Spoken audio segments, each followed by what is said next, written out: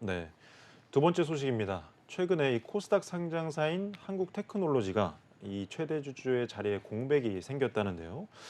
최대 주주 지분의 이 반대 매매는 회사의 이 지배 구조가 불안정해질 수 있기 때문에 이 투자자들이 상당히 유의를 해야 되는 그 점인데요.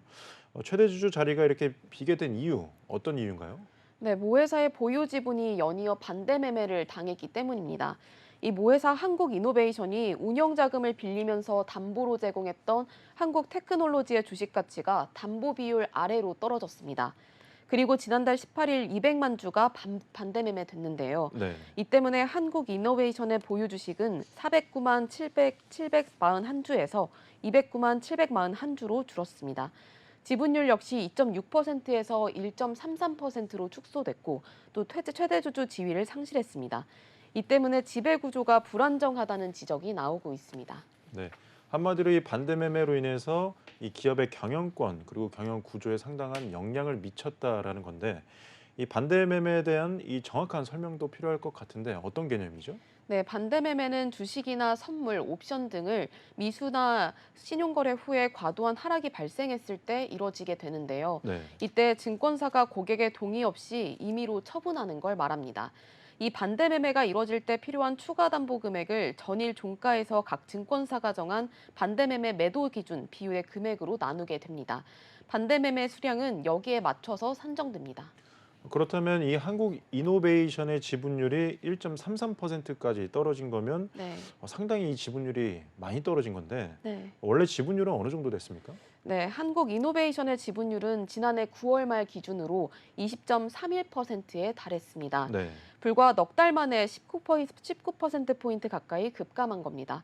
같은 기간 한국테크놀로지 주가는 50% 가까이 급락하기도 했습니다. 예, 아무래도 이 반대 매매 영향이 상당히 큰 것 같네요.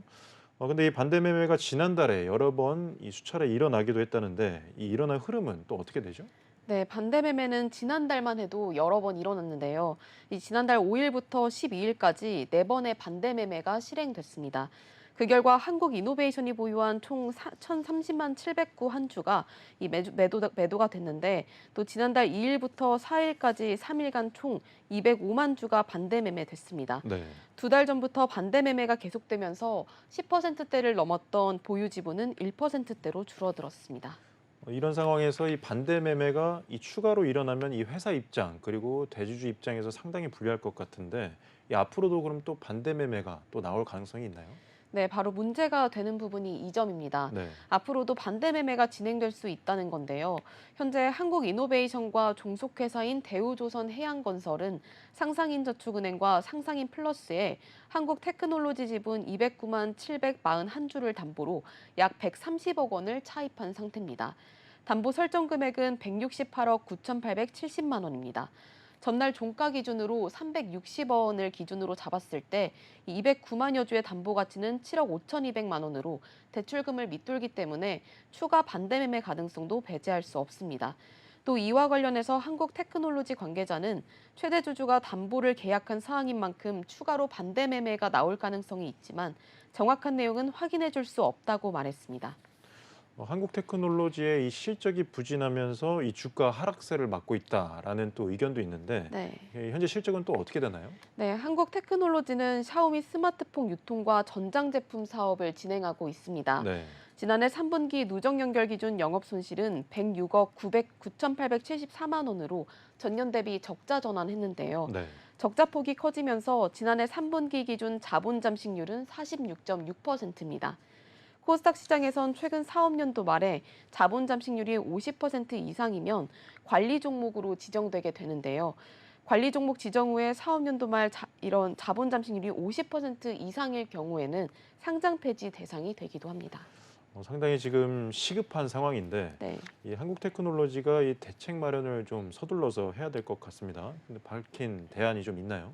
네, 한국테크놀로지는 관계사를 비롯해 건전성 악화에 허덕이는 상황에서 종속회사의 흡수합병을 통해서 돌파구를 마련하겠다는 방침을 내놨습니다. 지난해 9월 종속회사인 대우조선해양건설 흡수합병 결정 계획을 공시한 적이 있는데요. 네. 경영 효율성을 증대하고 사업 경쟁력을 강화해서 주주 가치를 제고하겠다는 입장입니다. 합병 기일은 오는 4월 28일입니다. 하지만 한국테크놀로지와 대우조선해양건설의 합병에 제동이 걸린 상태입니다. 대우조선해양건설 노동조합의 법원 청구로 회사가 회생 절차 돌입 기로에 놓였기 때문입니다. 네, 그렇다면 이 자본시장 업계에서는 현재 상황을 좀 어떻게 바라보고 있나요? 네, 업계에서는 반대 매매로 기존 최대 주주의 지분이 크게 희석된 데다가 자본 잠식 리스크가 여전히 남아 있다고 보고 있습니다. 신사업 동력을 약화시킬 수 있는 만큼 투심 개선이 쉽지 않을 것이라는 전망이 나오고 있는데요. 네. 금융투자업계의 한 관계자는 자본금이 잠식될 경우 상장 폐지로 이어질 수 있는 만큼 이 주주들이 우려하는 요인이 될 수 있다고 말했습니다. 최대 주주 공백 사태 역시 조속한 해결이 쉽지 않을 전망인데요. 현재까지 대량 보고 의무인 이른바 5%룰 대상 투자자가 없는 상태입니다. 또 지난해 연말 기준 주주 명부도 현재 지분 상황을 오롯이 반영하기가 어렵기 때문입니다. 한국거래소 관계자는 실시간으로 주주 명부 파악이 어려워서 최대 주주 확인 중 상태가 지속되고 있다고 언급했습니다. 이어서 최대 주주에 계속되는 반대 매매로 낮은 지분율의 주주가 예기치 못하게 최대 주주로 바뀔 수 있는 상황이라고 설명했습니다.